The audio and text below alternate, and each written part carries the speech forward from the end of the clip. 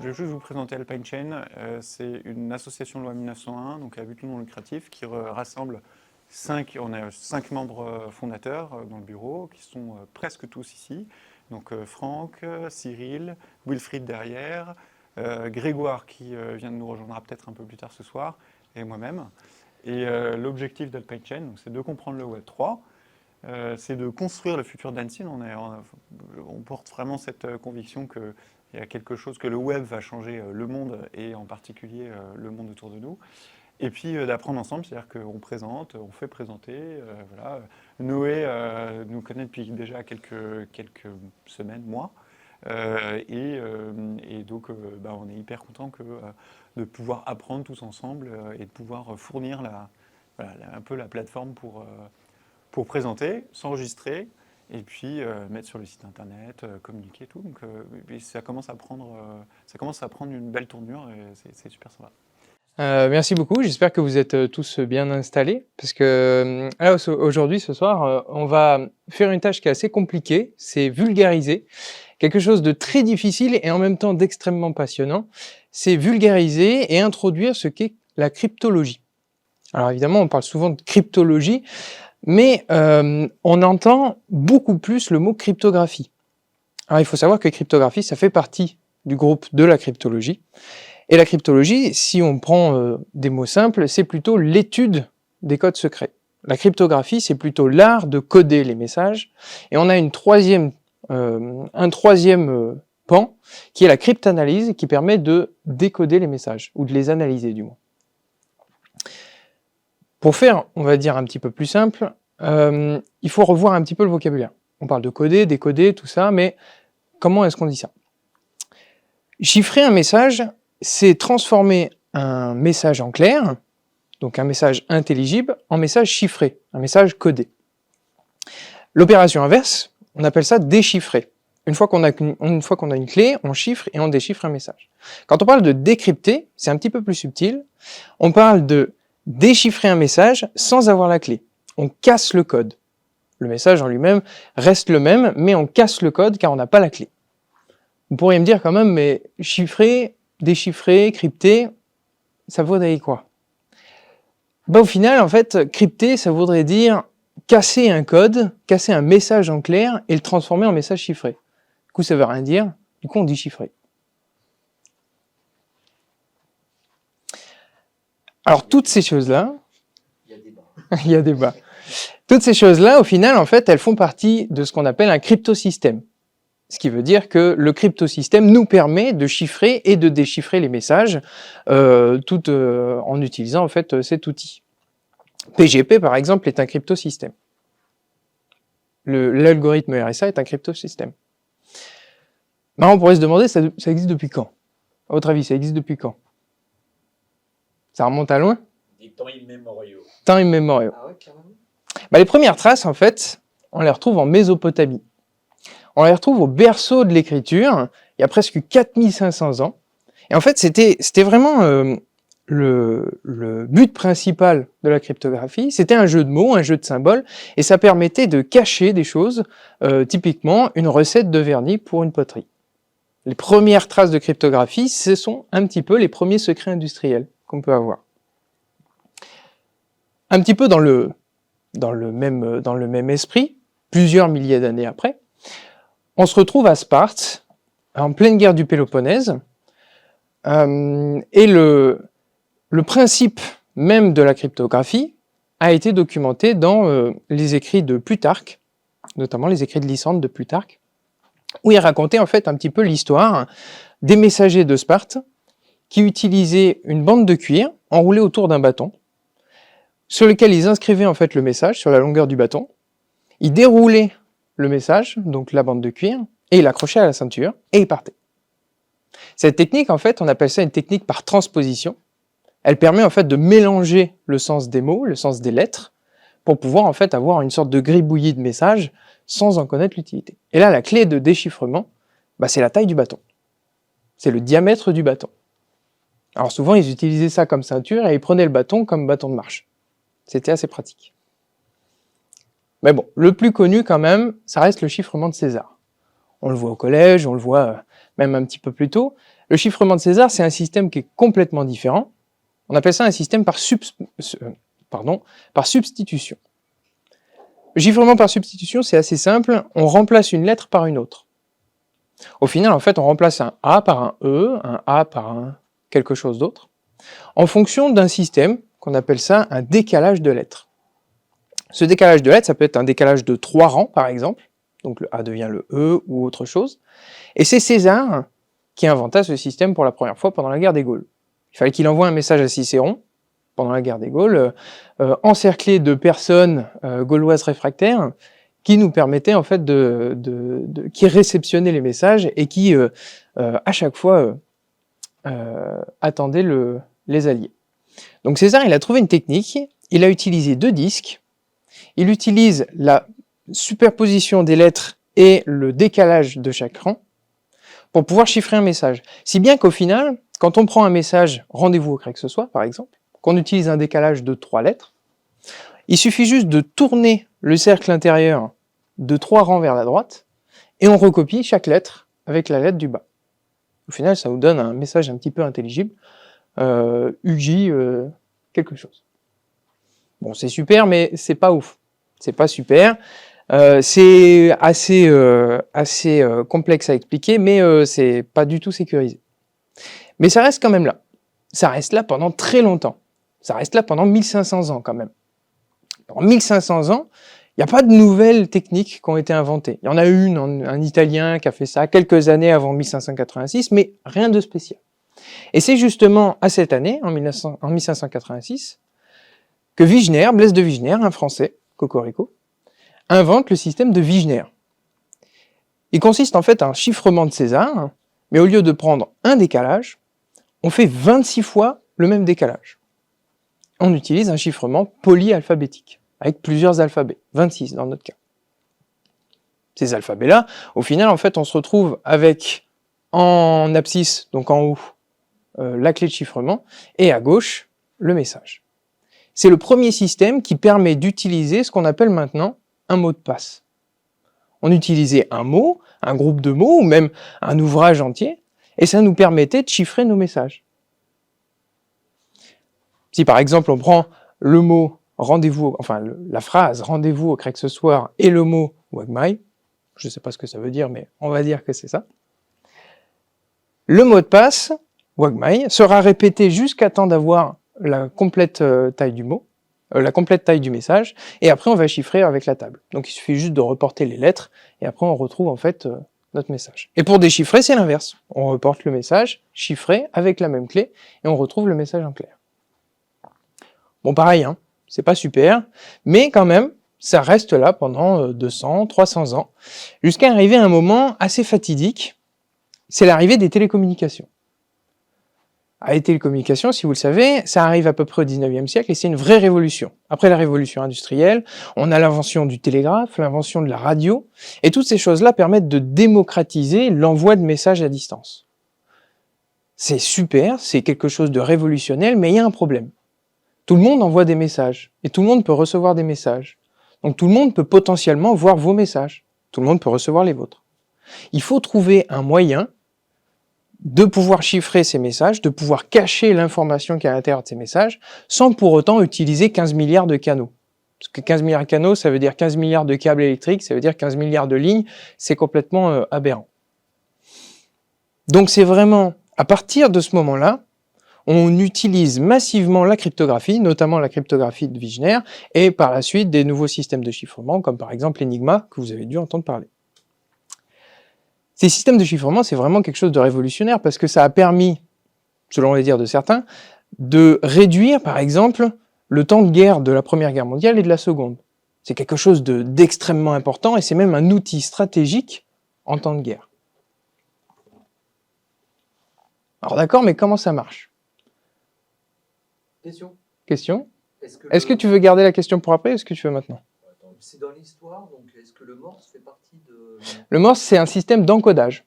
Le système d'encodage, ça te permet de transformer un message qui est intelligible en message intelligible dans un langage différent, avec des symboles différents. C'est pas du chiffrement, c'est de l'encodage.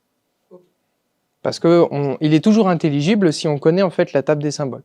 Si on connaît pas la table des symboles, Ça peut être discutable, Ça peut être discutable. On en parlera. Ok. mais on appelle ça un système d'encodage. Ok. Donc j'en étais où? Oui, excusez-moi. Les principes fondamentaux d'un cryptosystème, d'un bon cryptosystème, il doit intégrer 3 parties différentes. Évidemment, la confidentialité, c'est un peu le but du chiffrement pour certaines applications.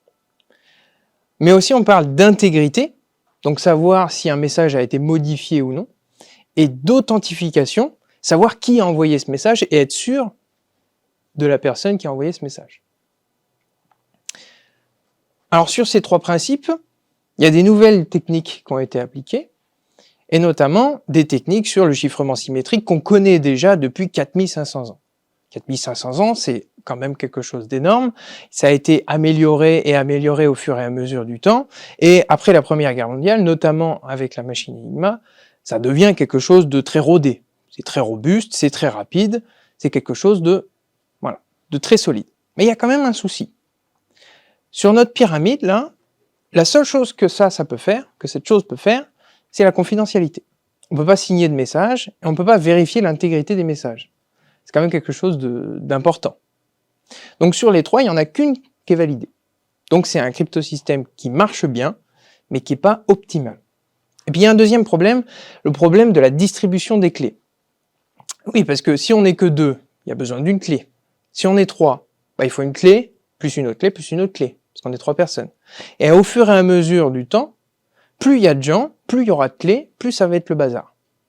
Et puis, il y a quand même quelque chose d'important à savoir. Comment est-ce qu'on la partage? Bah oui, un mot de passe. Pour pouvoir chiffrer un mot de passe, enfin pour pouvoir chiffrer un message, pour t'envoyer un message, parce que je ne fais pas confiance au canal, il faut que je t'envoie un mot de passe. Mais ce mot de passe, comment est-ce que je te l'envoie? Et ça, c'est un problème surtout quand on ne connaît pas la personne et qu'on veut leur envoyer un message. Et c'est aussi un problème quand on ne veut pas envoyer le mot de passe. Alors à votre avis, comment est-ce qu'on pourrait faire? Personne? Différentes, un peu comme. Oui, ça pourrait être. Ça pourrait se faire. On nous envoie un courrier avec le code et quelques jours Oui, mais le après, courrier, si quelqu'un l'intercepte, c'est pas faux. c'est pas bon. Et bien le plus simple, c'est de ne pas le partager. Au final, il faudrait trouver une façon de ne pas pouvoir le partager. C'est quand même quelque chose de si important qu'il faudrait trouver une façon de faire, une sorte de protocole pour pouvoir s'échanger des messages sans avoir à s'échanger de mot de passe. Alors il y a 2 personnes, 2 petits génies, de grands génies d'ailleurs, des mathématiciens, qui ont inventé un système dans les années 70, très ingénieux, avec beaucoup de matière grise. On appelle ça le protocole de Diffie-Hellman. Le protocole de Diffie-Hellman, c'est quand même quelque chose de très important parce que, au final, il n'utilise pas un mot de passe, mais 2 mots de passe. C'est pas des mots de passe, c'est des clés, on appelle ça, des clés de chiffrement. Des clés qui sont en relation entre elles, dont une est publique, une clé que je montre, et une qui est secrète, une clé que je cache. Et avec ces 2 clés, le protocole de Diffie-Hellman va pouvoir reconstruire ce qu'on appelle un mot de passe partagé, une clé partagée. C'est-à-dire que moi, je prends une de vos clés publiques, je prends ma clé chiffrée, je crée un mot de passe partagé, vous faites pareil, et normalement, on devrait retrouver le même mot de passe. Et grâce à ça, on peut s'envoyer des messages avec un mot de passe que tous les 2 on connaît, et on n'a même pas envoyé le mot de passe sur un canal. Donc on a réussi à résoudre tout ça. Par contre, ça ne résout pas notre problème de signature. Parce qu'évidemment, clé publique, clé chiffrée, au final, le mot de passe, ça reste un chiffrement par mot de passe. Alors juste une année après, en 1977, il y a 3 bonhommes qui ont fait un système assez conséquent et qui ont réussi à répondre à ce problème. Ça s'appelle le chiffrement asymétrique. Il repose sur le protocole de Diffie-Hellman, justement, avec cette paire de clés, mais il rajoute une autre dimension. Cette dimension, c'est de pouvoir envoyer un message chiffré à une personne, et seule cette personne va pouvoir la déchiffrer. Et inversement, exactement la même chose. Ce qui veut dire que si moi je veux communiquer avec Bob, il faut que je prenne la clé publique de Bob, que je prenne ma clé privée, que je chiffre avec la clé publique de Bob, que je lui envoie le message. Et Bob, s'il veut me répondre, il prend ma clé publique et il m'envoie un message. Et seul moi, avec ma clé privée, va pouvoir déchiffrer le message et voir ce que Bob m'a dit. Au final, en fait, ça permet d'envoyer des messages sans même avoir besoin de mots de passe partagés, sans même avoir besoin de se partager quelque chose. Bon, il y a quand même un inconvénient, c'est que c'est quelque chose de très lourd, parce que ça repose sur des problèmes complexes, et ces problèmes complexes, quand même, ça prend du temps à faire, et surtout, c'est sur des très grands nombres. On parle par exemple de l'algorithme RSA, qui est le premier algorithme justement utilisé par Rivest, Shamir et Adelman, les trois personnes qui ont justement créé ce système-là. Et en fait, ça repose sur des nombres énormes. Et ça repose surtout sur un problème qui est assez simple quand on est en CP et puis plus compliqué quand on commence. C'est beaucoup plus facile de faire des fois que faire des divisés. Si je vous dis par exemple 3 fois 4, vous me dites 12. Et maintenant, si je vous dis 27, comment est-ce que vous faites? Au final, il y a une table de division, donc on regarde sur la table de division, mais imaginons qu'elle ne soit pas dans la table. Comment on fait? On regarde, etc., on essaye de le décomposer. Oui, mais imaginons, on ne peut pas le décomposer, parce que c'est un nombre premier. Le nombre premier, il n'est pas décomposable. Et là, il faut tout tester. Pour tout tester, on fait 2, 3, 7, 9, 11, 13, jusqu'à arriver au nombre. Et pour des nombres très très grands, ça devient impossible en fait. Ça devient impossible sur un temps humain. C'est-à-dire que sur la théorie, c'est possible, on peut le craquer, mais dans la pratique, ça prend des milliards d'années. Et au final, en fait, on se rend compte que toutes ces choses-là, elles nous permettent d'avoir un système qui repose sur des problèmes. C'est pas un système parfait, mais c'est un système qui est pour nous extrêmement viable. Par exemple, pour le plus grand nombre jamais factorisé, il a été factorisé en 2020, donc c'est ce nombre-là. C'est un peu plus de 250 caractères, c'est 800 bits aux environs. Donc c'est bien loin des clés 2024 bits, etc. Donc c'est vraiment quelque chose de rudimentaire, et ça a mis plusieurs années à être calculé, et surtout ça a demandé la collaboration de plusieurs dizaines de scientifiques. Oui. Comment on les trouve, ces nombres-là? Ces nombres-là, en fait, c'est des nombres qu'on connaît déjà. C'est-à-dire qu'on prend deux facteurs premiers, on fait un fois, on voit le nombre, et après on se dit, maintenant on veut le décomposer. Donc on veut retrouver les deux nombres qu'on connaît. Et en fait, le but là, c'est de pouvoir en fait décomposer tous ces nombres et voir combien de temps ça nous mettrait. Là, par exemple, le nombre jamais factorisé en 2020, ça a été donc du RSA 250 caractères. On a pris deux nombres premiers de je sais plus combien de caractères, et on s'est dit, on va essayer. On va calculer, on va voir si ça marche. Bon, ils ont mis je sais pas combien de temps, mais ça a été quelque chose d'important. Tu dis calculer dans l'autre sens, c'est-à-dire qu'on a un chiffre, on donne un algorithme à Exactement. un et c'est l'algorithme qui va tester. Il va tout tester. Toi, tu connais déjà la solution et il va tout tester et puis il va arriver à on a trouvé les deux. Voilà. On va voir combien de temps il a mis. Exactement. Le but, en fait, c'est qu'il puisse retrouver les deux nombres premiers qu'on a récupérés nous. Sauf que, problème de, justement, RSA, cryptographie, asymétrique, etc., c'est qu'il manque quand même une chose, c'est l'intégrité. Alors, l'intégrité, c'est quand même quelque chose de compliqué, c'est pouvoir savoir si un message a été modifié ou pas au moment de la transmission. Alors, c'est super compliqué à savoir, parce que, imaginons le message, il fait 1000 caractères, imaginons il y ait un caractère qui est bougé, peut-être qu'on ne le voit pas à l'œil nu, c'est super chiant. Il faudrait quelque chose comme une empreinte qui nous permette en fait d'avoir cette intégrité. Une empreinte numérique qui puisse être modifiée à partir du moment où on modifie le message. Et surtout, cette fonction, cette intégrité-là, elle va nous permettre de construire ce qu'on appelle l'authenticité, qui est un mélange de l'authentification et de l'intégrité. C'est un mélange des deux, pouvoir vérifier qu'un message n'ait pas été modifié et que le message provienne bien d'Alice, par exemple. Alors, on a de la chance parce que ces systèmes, ils existent. On appelle ça des fonctions de hachage. Alors, pour ceux qui sont sur Bitcoin, etc., c'est un petit peu l'objet phare, en plus des clés de chiffrement, c'est un petit peu l'objet phare de Bitcoin. Ce principe-là, des fonctions de hachage, en fait, transforme un message de taille variable, il peut être de 0 caractères comme de 15 milliards de caractères, en un message de taille fixe, 32 caractères, 256 caractères, 256 bits, comme vous voulez. Mais ça doit être de taille fixe. Et surtout, ça fonctionne sur ce qu'on appelle un système de cascade, c'est qu'une toute petite modification, donc un tout petit A qui a été modifié en E, transforme complètement l'empreinte. Et ça nous permet de créer ce qu'on appelle un identifiant qui est unique au message. Donc ça nous permet de créer une identité unique à un message qui a été envoyé. Et associé à ça, on va pouvoir faire ce qu'on appelle une signature numérique. Donc on applique tout ce qu'on a appris juste avant avec ce système d'intégrité. Et ça nous permet en fait d'avoir un protocole qui nous permet de chiffrer des messages, de signer des messages, de vérifier l'intégrité d'un message, et surtout un protocole qui est complètement incassable. Ouais, mais pour combien de temps?